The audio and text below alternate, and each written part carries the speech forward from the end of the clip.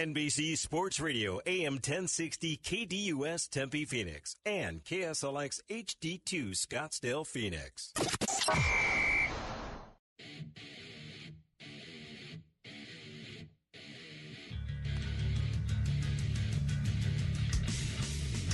Welcome to First Row 60, your premium source for executive and professional perspective with your host, the CEO in the know, Edmund Orr, for 60 minutes of First Row insight. You can call us at 602-260-1060. That's 602-260-1060. And now your host, Edmund Orr. It is Tuesday evening, and I really got to say, and I've said it the last couple of weeks because it's still fresh, I like saying it's 7 o'clock in the evening as opposed to 7 o'clock in the morning on Saturdays where we used to be. Again, good time to learn, but I got a lot more momentum going on with my brain. The day's, anyway, feeling good. Hopefully everyone else is feeling the same. How you doing? Jimmy in the house. I'm good, my friend. Thank you for having me on the show. I appreciate it. Thank you. We have Jimmy House, this guy, a really renaissance man in modern terms, at least in the combat sports ranks here. I say recently become a Brazilian Jiu-Jitsu practitioner, but it seems like a long time because as of now you are a purple belt. Right, yeah, that was just this past Thursday where I got promoted over at TNT MMA Training Center where I train out of.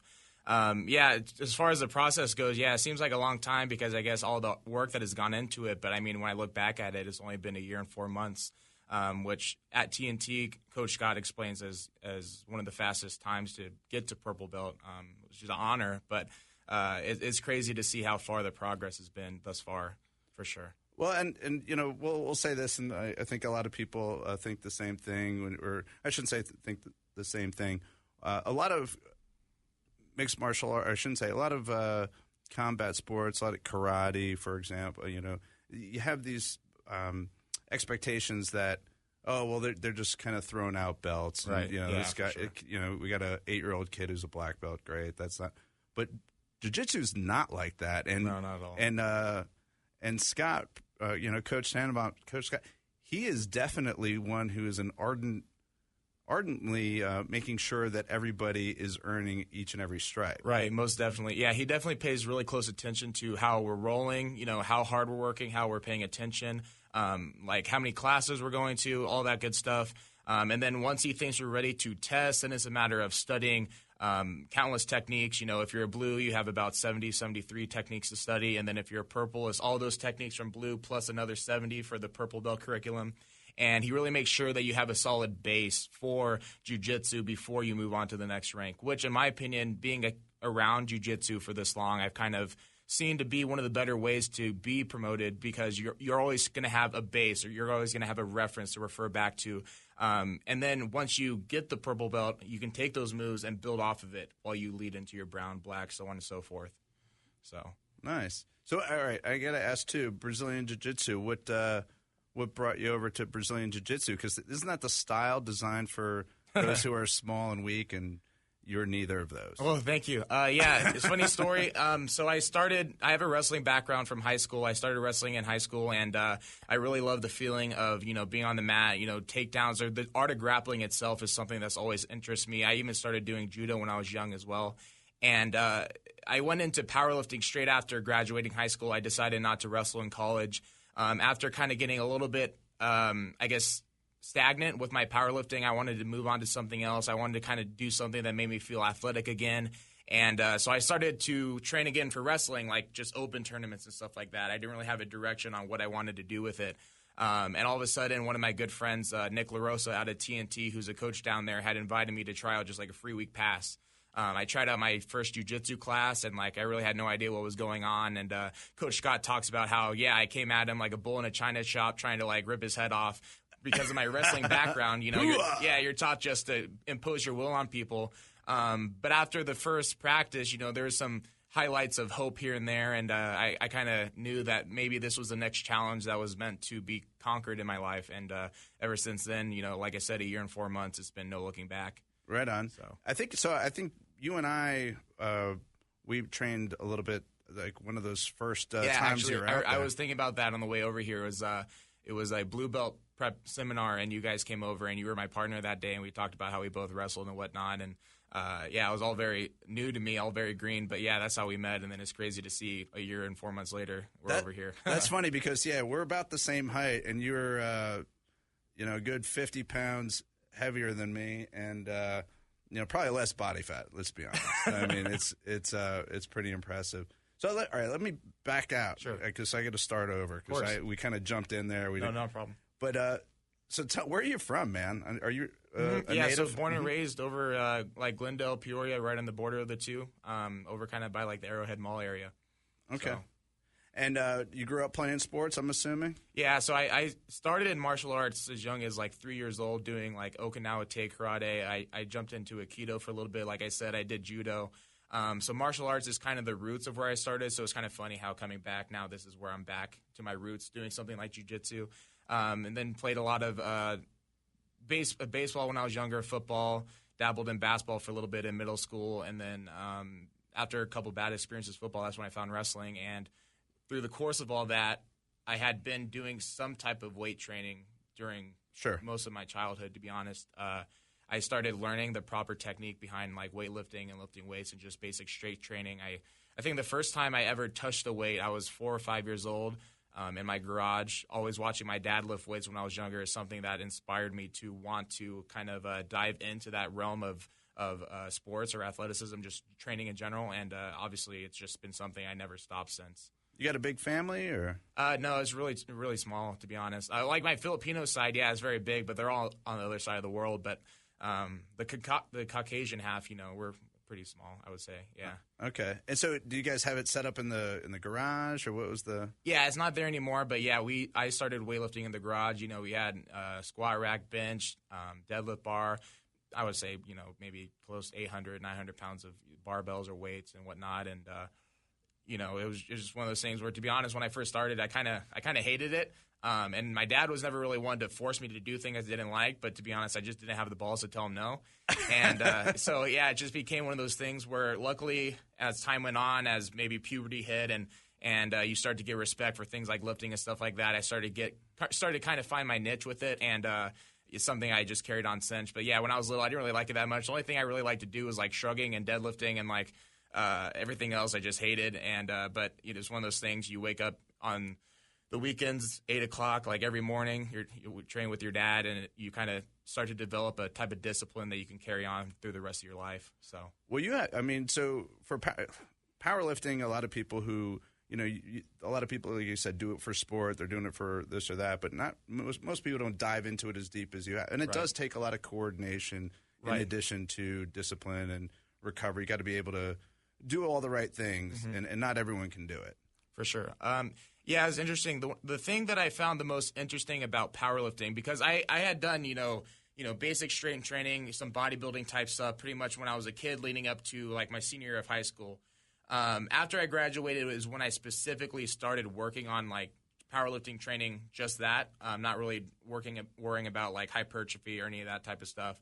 And when I got deeper into powerlifting, it was interesting to me to find how much of a science there is behind programming your body to be able to peak with strength, not only just in general, but on a specific day, because that's the name of the game of powerlifting. You pick a meet, you plan your preparation for it maybe 8 to 10 weeks out, and you develop a program for yourself to where on this specific day, 8-10 weeks from now, I need to be my strongest, and scientifically, based on the levels of progression that I have, I should be able to hit my personal record on this day. It doesn't always work that way, but, you try to plan, just like with anything else in life, you try to plan accordingly. So, that was the biggest thing where I really found it to be interesting once I kind of dove into it. So you started out kind of more, using it supplementally for your sports that you were keeping. All right, let me kind of go back again, ADD. So you said football, you had a couple bad experiences. What were they? So the lifting, had always been something where I'm training for some type of other sport. So it's always applying to something else, whether it was martial arts, baseball, and then football for that short stint there for a few years. I don't really like to try to downplay anything or try to call out any names, but in short, I just didn't feel like football, where I specifically was located with my high school, was something where everyone was given even treatment or fair treatment. And this is why I fell in love with wrestling, because I had such a poor experience with football. I went straight into wrestling a week after it ended, and all of a sudden, like, everyone has to earn their spot. You know what I mean? You go against the person in your weight class, and it's the person who wins is the person who gets the spot. It's just plain and simple. Absolutely. And that's what I really liked about it. And, I did team sports all my life, and wrestling was a first like real individual sport that I did. And even though it's harder when you lose because it is all on yourself, it's more rewarding when you win, and you can really accredit all the success to mostly yourself, besides your coaches and family and whatnot. But that was the thing that drew it to me the most. I just didn't like the fact that in football sometimes there's always politics and whatnot that can deter away talent that's not always recognized. And when I came into wrestling, that was the main thing that really drew me to it. No, fair enough. That makes sense. And then you kind of gravitated more toward bodybuilding, or kind of lifting toward bodybuilding versus powerlifting. Right. Yeah. So I would probably say my sophomore year, I did strength and stuff like that. I didn't really have a physique per se. I had some extra baby fat on me that I hadn't lost yet. Leading into my junior year, I kind of spent the whole summer trying to work on dieting, extra cardio, just pretty much anything to really transform my body to, at the time, it was mostly just to be able to have a better result my junior year of wrestling than I did my sophomore year. But when I got lean and I started to see some of the different striations and muscles that were under that baby fat, I started getting a lot of recommendations from friends saying, oh, yeah, give bodybuilding a shot. You have a good physique for it, whatever. So I kind of spent that whole year leading up to the summer going into my senior year with the thought of, I want to do a bodybuilding show. And then July of 2013, right before my senior year, is when I did my first and only bodybuilding show. And how'd you do? I took first in the teens. What? I took first in the teens for the bodybuilding, and then actually I got signed up for the men's open category, which is like, all the adults in the weight class and whatnot. I was like 20 pounds under the maximum weight for the weight class, so I was already downsized a lot. And then as I looked down the line of competitors, it was just like night and day difference. I just looked down, I was like, I'm just going out there, have fun. These guys are going to kill me. Nice. We'll be right back with Jimmy the House. Okay. Stay tuned. And we're back with Jimmy House of TNT MMA. One thing that kind of piqued my interest recently was, we talked a little bit about this off air, but Gary Tonin was responding to Colby Covington's shout out. Now, Colby Covington was a pretty good fight. Upset, who is it? He upset the gentleman from California. It's now the name's escaping me. But anyway, a black belt in jiu-jitsu, and he did well striking. He stuck to his game plan, and he's a tough fighter and did well and won. But of course, couldn't just let his work in the cage speak for itself. He had to do some talking. So he did, what did he say? He's like, I'm a super black belt, and I can beat anybody, and jiu-jitsu is not a true martial art. And I think, was it Gary Tonin said, if, we can have a match, and, if you submit me, I'll get a tattoo of you teabagging me with me crying on my butt. And that was literally, I just love Gary Tonin kind of calling it out, because it's, it would never happen. Right. But I don't know. What do you think, man? What's your take? Because you seem like very much a class act, like that's just not your flavor. And I don't know. What are your thoughts on that? Yeah, I appreciate it. I think, what he's saying, you might be able to, if you really analyze it, you could find some truth in it. Simply because, you have the concept of sport jiu-jitsu, and then you have the concept of jiu-jitsu for self-defense.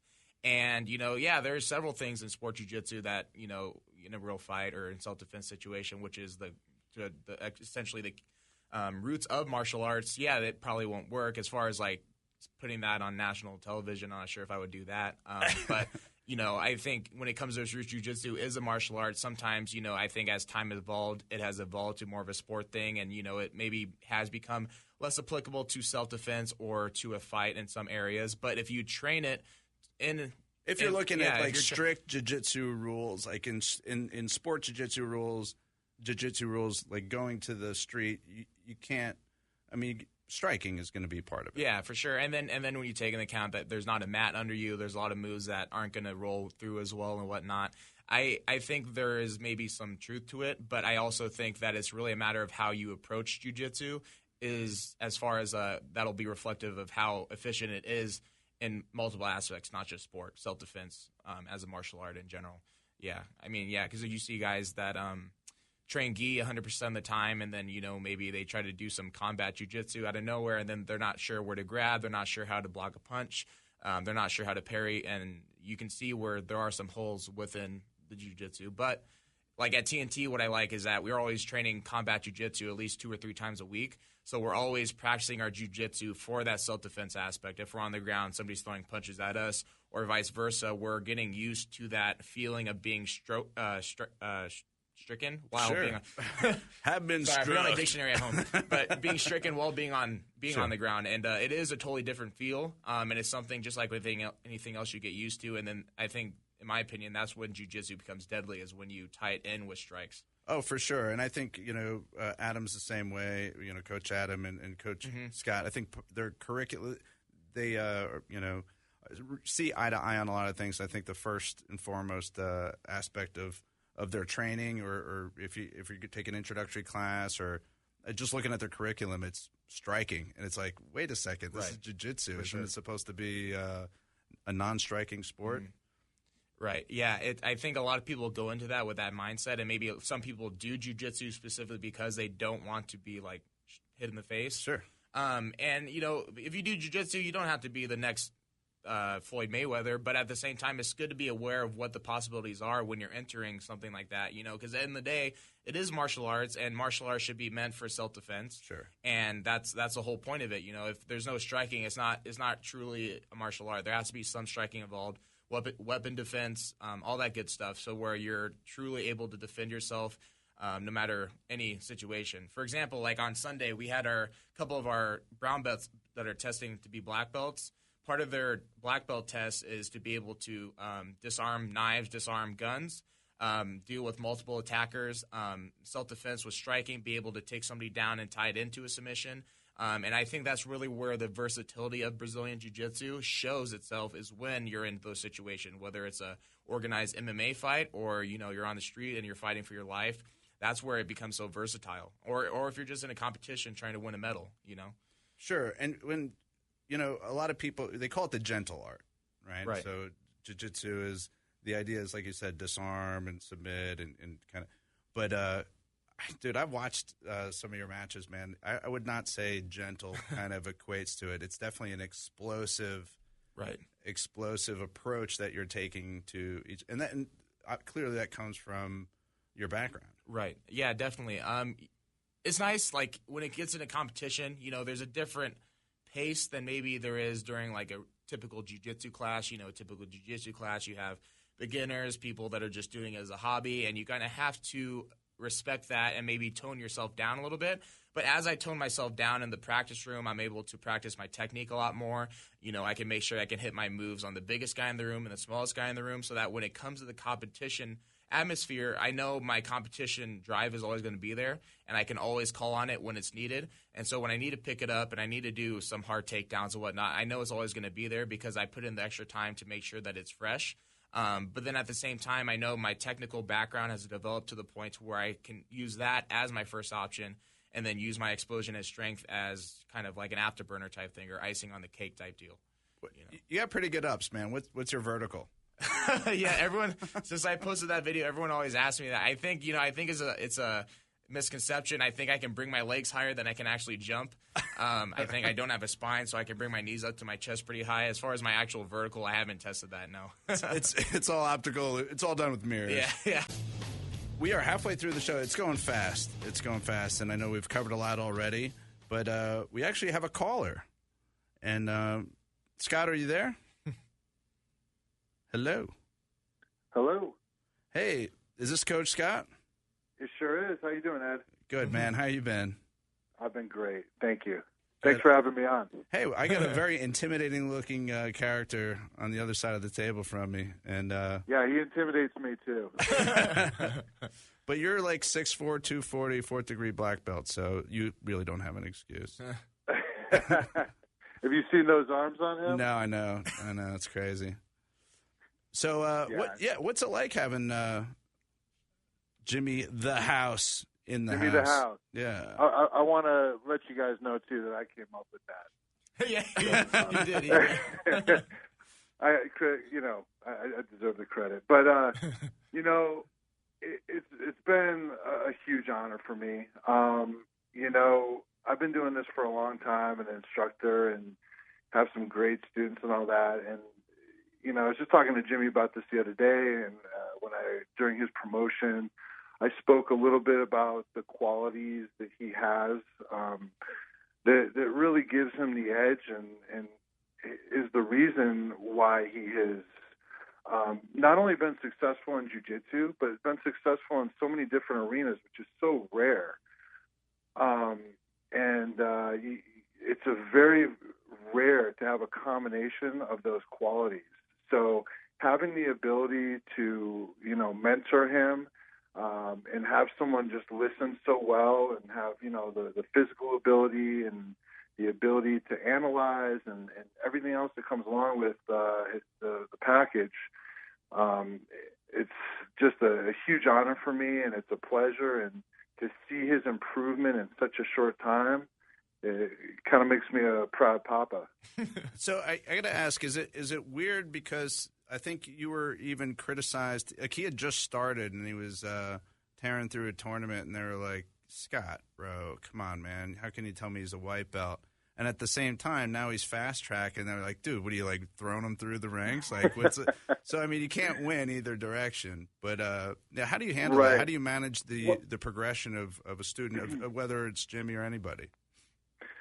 Well, when we did get that, that the haters came out, and unfortunately, that's the society that we live in today. When somebody does, really well, the keyboard warriors come out and they'll criticize and, make excuses. And, I think Jimmy speaks for himself. He went into the jiu-jitsu tournament. He had very little experience. He was I don't even remember. There was a few of them, 4 to 6 months experience. And he went in there and he was not pulling just the wrestler where he was getting takedown points and holding him. He was actively going for submissions. He was getting those submissions. And he had very little time behind him. And as we know, in these tournaments, there's a lot of wrestlers that go in there, and they try to win by stalling, and they don't know how to do any submissions. And Jimmy was already, learning how to do submissions. He was not a blue belt. My standards are different than a lot of other schools where he has to be proficient in a specific set of curriculum, which he wasn't. He had a few submissions under his belt, and he just used those tools very well to win those tournaments. Right on. So, but and since then he's grown so much as a martial artist. He's a guy that he'll train 2-3 times a day. He's looking over videos all the time on our website, and he studies from day one. The first time he ever came in to train, I wrestled with him, and came at me like a bull in a china shop. Yeah, we covered that too. And so after we rolled for a little bit, I said, you're clearly a very good wrestler. You're very strong. Said, but he gave up his back, which wrestlers do. And I'm saying, sure. So let's start working on the things that you aren't strong in, which is off your back. Next day he came in, he was on his back the entire time. So what a lot of students do, and I was just talking to Jimmy about this the other day, is people always work with their strengths. You know, if they're a good wrestler, they'll just try to pin somebody down and hold them down and maybe pull off one submission. Jimmy doesn't do that. Jimmy does exactly what I told him to do, and that's work on his weaknesses. And now he has a great guard, and he's very proficient from his guard because he's always putting himself in vulnerable positions. You know, if he wanted to use his wrestling and use his strength, he could on a lot of people, but once you get to a higher level, that's not going to work as well for him. And I think Jimmy saw that from the beginning, and now he's no longer just a wrestler. He's a very good jiu-jitsu practitioner, and it makes me very proud to see that because I've seen so many wrestlers come in here, and for years they just they could never get that wrestling out of their system. They just always went back to their wrestling, which really held them back in their progression in jiu-jitsu, and Jimmy did the opposite. Well, how does a guy like Jimmy affect your culture? Well, that's the other thing. Number one, I think he's inspired a lot of people, and a lot of that not only has to do with his progression, but it really has to do with his attitude. He's always very humble. He's very helpful with all the students. He's become a really, really good instructor already. And again, he's only been doing this for a year and a half.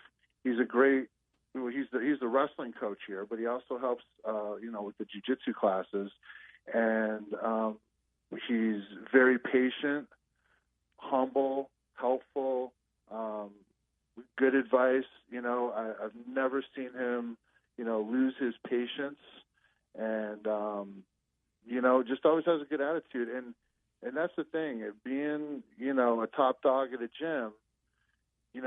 It's a trickle down. So if the top guy has a bad attitude, everyone under that is going to have the same attitude. So the atmosphere in the gym is fantastic. Everyone, all of my instructors, because I honestly wouldn't promote them if they had a bad attitude. They have a great attitude, and it's a very friendly atmosphere. Every single person, we just had like 5 new people come and try out tonight, and they're like, wow, there's just no egos in here. And I'm like, exactly. That's something that I've worked for years very hard to, establish. And that's hard in jiu-jitsu because everyone's got a little bit of an ego, and this jiu-jitsu is an ego destroyer or it's an amplifier. And Jimmy, with all of his, physical gifts, he's very, very humble, and I'm very proud of him in every aspect. Well, and jiu-jitsu is one thing, but you guys do the striking. It's obviously an MMA facility, and fortunately, we obviously are fans of it, and it takes a certain person to be able to pull a lot of different skills together to do that. And unfortunately, there's an element of fear that gets involved, and where you get a lot of meatheads there, frankly. Not in necessarily your gym, obviously, but just in that get attracted to doing that because there's maybe a sadistic tendency or whatever, and they're not safe with their partners. But you guys don't have that. I've never experienced that, and I've been there a handful of times. Yeah, well, I think it can definitely attract some people, but I also think, if somebody walks into a gym that's full of meatheads, they kind of become more of a meathead. We don't do that. So when we do have somebody come in, again, they notice that everyone's humble, and I always make sure they go with either myself or one of my senior students, and they give them a little lesson in humility. And, you have 2 outcomes from that. Either they're like, wow, I guess I don't have to act like an idiot and a show-off, to be good because they just tapped me out 10 times. He's very humble. Or they feel humiliated and their ego can't handle it, and they walk out the door. And those are the people that we don't want here. There's a gym for everybody, and we don't welcome people with bad attitudes. We're a family here. We're here to support each other, help each other, and that's why Jimmy's been great, because that's exactly his personality, and as well as my other instructors' personalities. And it's been a great formula for success, and the gym is growing all the time, and our team's success and Jimmy's success. He's got a huge social media following. He brings in tons of people off, his reputation. And, when people do come in to visit, whether Jimmy knows them or not, he's the first one to welcome. He's at the door, shaking their hand, making them feel comfortable, kind of telling them about a little bit about, bowing on and off the mat and, where to get water and all that kind of stuff. So it's really a good atmosphere, and we set that stage from the minute they walk in. And again, one more thing that I'm thankful to have Jimmy for. What are your expectations with Jimmy House as you see him, kind of looking down the road here? My only expectations is what he wants. I don't try to push any expectations on anybody. Knowing Jimmy and knowing he is extremely goal-oriented, I expect him to be successful. I mean, the guy is a scholar, bodybuilder, national-ranked powerlifter, decorated wrestler, purple belt in jiu-jitsu under me, which is no easy task, by the way. And, I think it's one step at a time, but I always see that light in Jimmy's eyes, and I've told him before, and, I don't want to, again, it's not my expectations, but I said, look, if you put the time in and you continue the effort that you're putting in, you could really take this to an elite level. Now, I don't know if that's what Jimmy's goals are or not, but he honestly has the ability to do it. I've been doing this long enough to be able to pick that out. It's very rare that I would say that about somebody, but Jimmy has not only the physical attributes, but the psychological attributes as well, and that's a very important combination to go to the elite level in this. You can't have one without the other. And if that is his goal, there's no doubt in my mind that, he could achieve that. Man, it's a tear-jerking moment. Yeah, I'm starting to well up myself just talking about him. Love it. Do you guys have any questions? I got to go to a commercial break here in just a second. No, I just want to say thank you, Coach, for the kind words. Definitely. Hey, they're all true, bro. Thank you. Right on. Jimmy House joining us in studio today, and we have a lot of questions to get to as we bring it home here.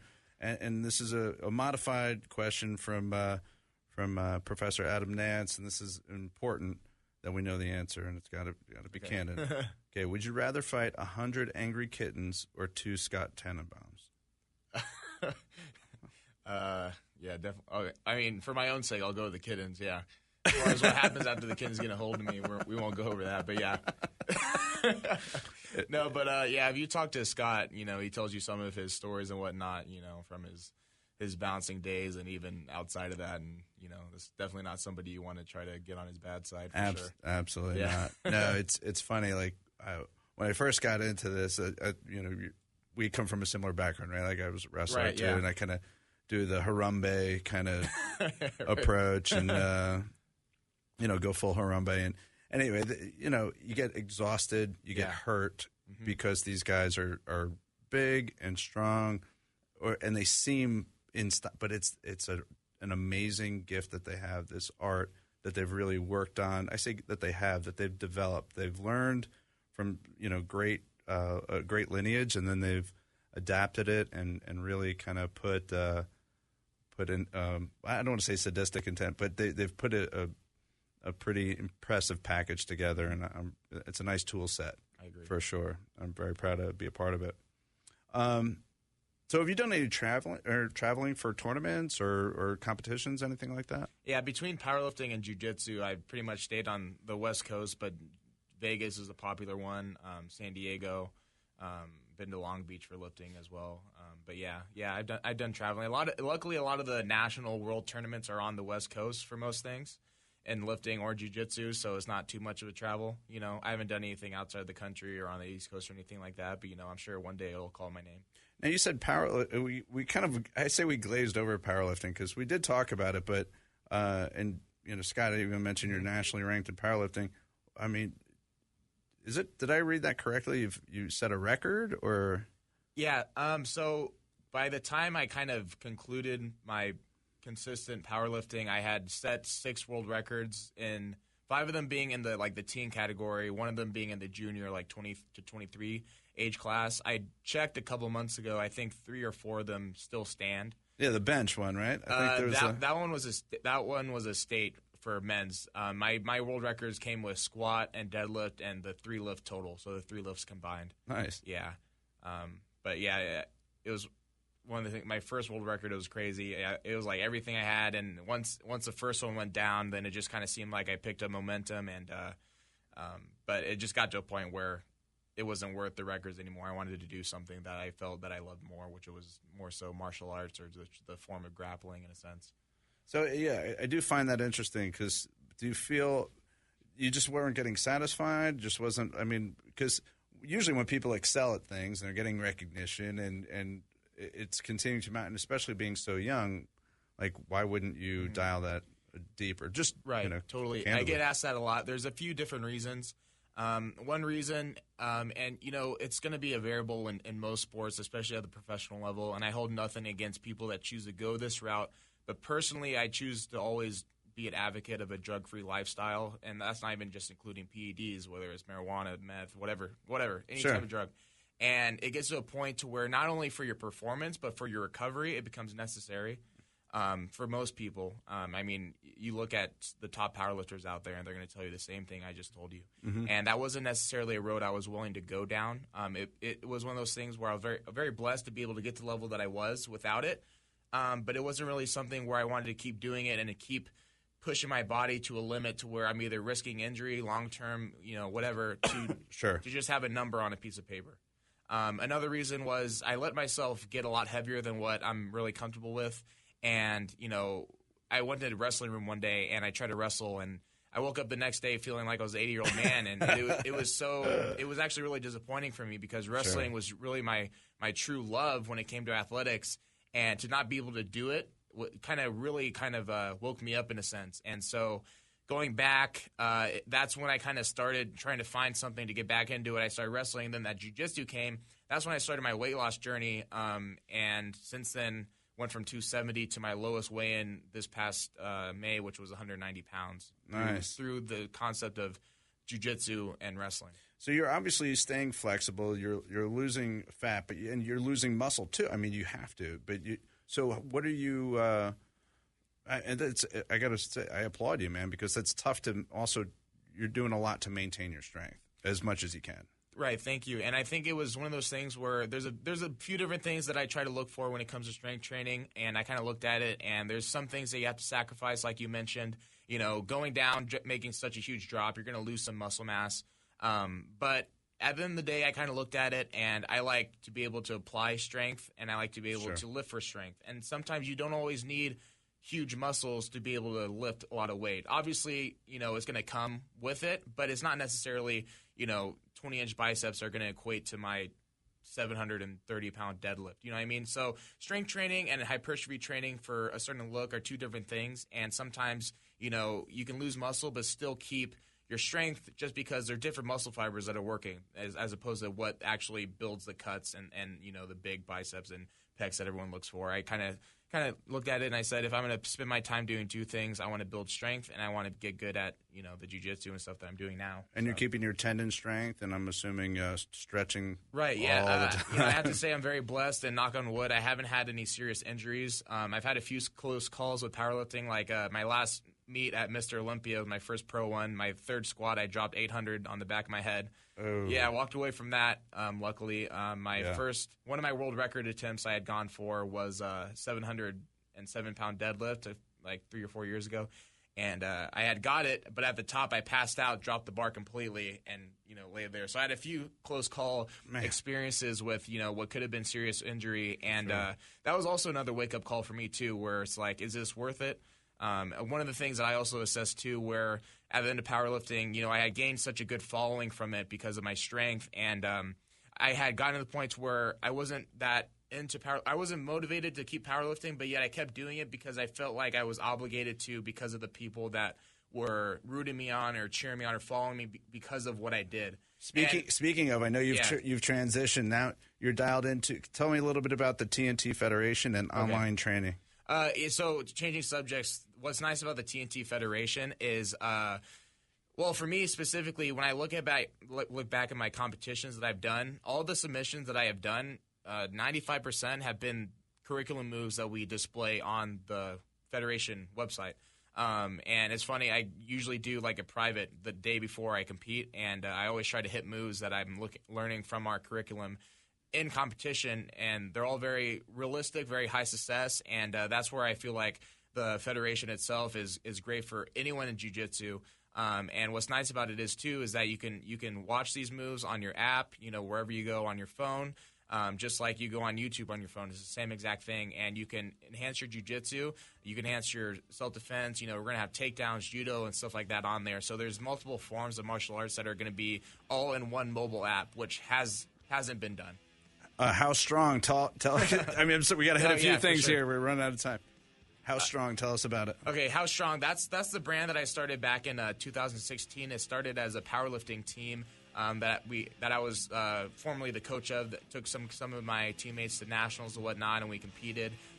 When I stopped powerlifting, I tried to kind of evolve it and kind of make it multi-dimensional in a sense that, at one point we had, Olympic lifters, bodybuilders, powerlifters, jiu-jitsu, MMA, and I try to bring people from multiple facets within athletics together, simply just to show that if you have a different goal with athletics, it doesn't necessarily mean that you're so different from the next person down the line. Follow Jimmy House online. Thanks so much for being with us.